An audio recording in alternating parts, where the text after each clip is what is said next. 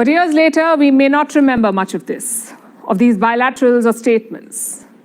But we will remember milestones. Not every summit is lucky enough to have milestones like these, but New Delhi was. And that moment came very early in the day today. The G20 leaders took their seats inside the summit hall. Prime Minister Modi gave his opening remarks. He invited the African Union's president to join the round table. Look at this. आगे की कार्रवाई शुरू करने से पहले मैं African union के अध्यक्ष को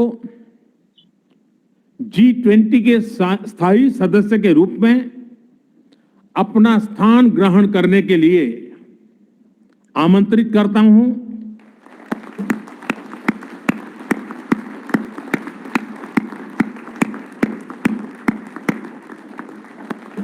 excellency,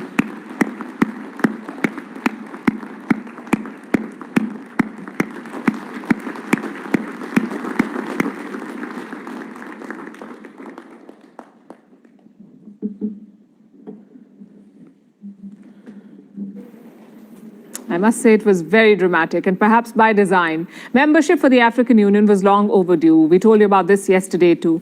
The continent makes up 17% of the world population, but until today, they had one member in the G20. All of Africa had one member.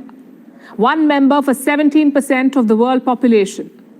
India took the lead in correcting that, in lobbying for the African Union's inclusion. So the drama was necessary. Chances are these pictures will be etched in G20 history. The African Union president being escorted to the table, the new plaque being placed in front of him, the embrace before taking the seat, all of it was historic.